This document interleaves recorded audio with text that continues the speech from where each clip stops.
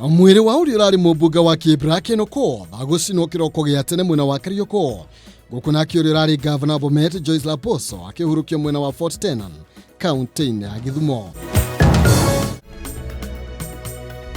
Thi kurara frafra kurumirira muthianiro munene wa ngari daraca-ini ya Gilgil frafra-ini nene ya Nairobi guthie Nakuru.